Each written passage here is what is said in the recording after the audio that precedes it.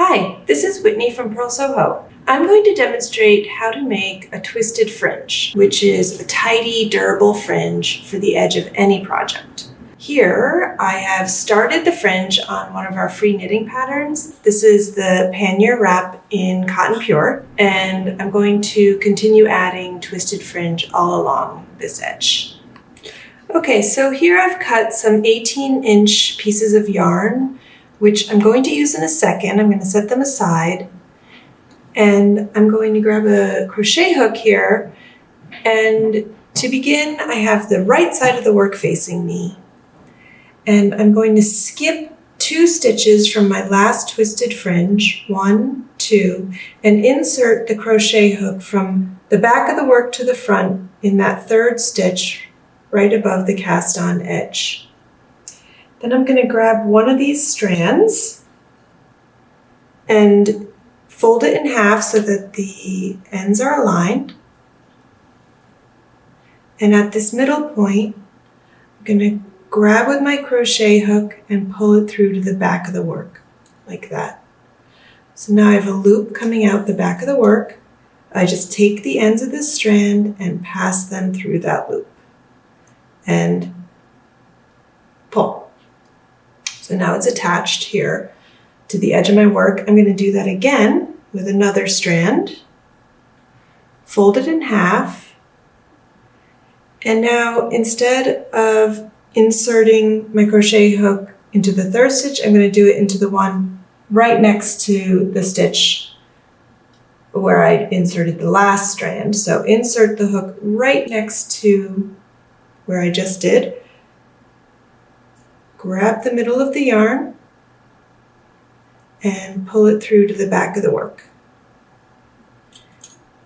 Take the tails, pass them through the loop, and pull.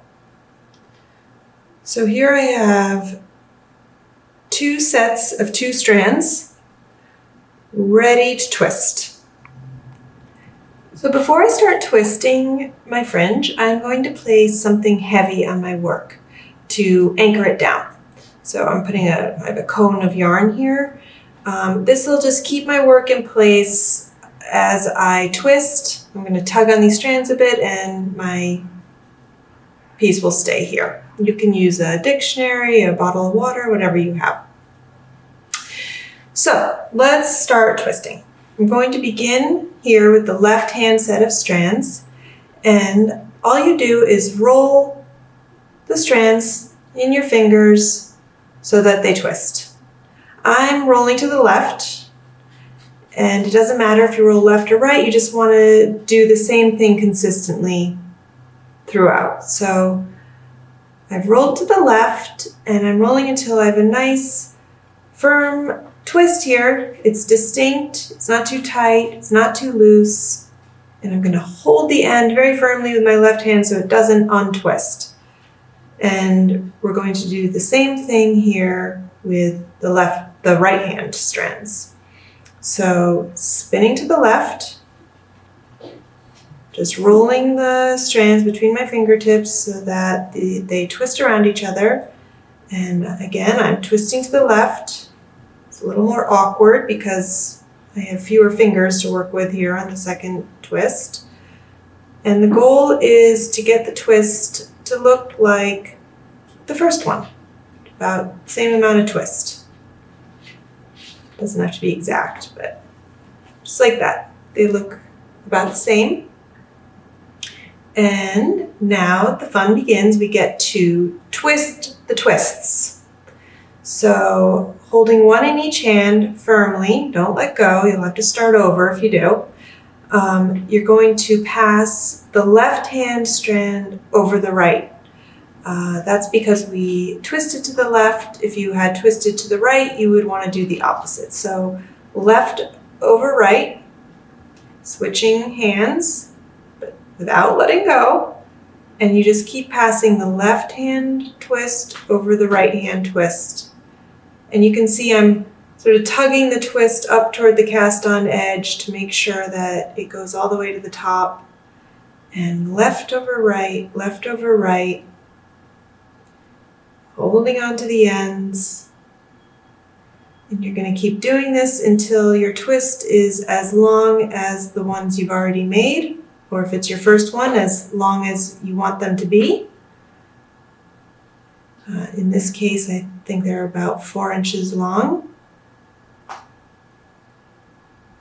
Until right about here, you can see that it's as long as the ones I've already made.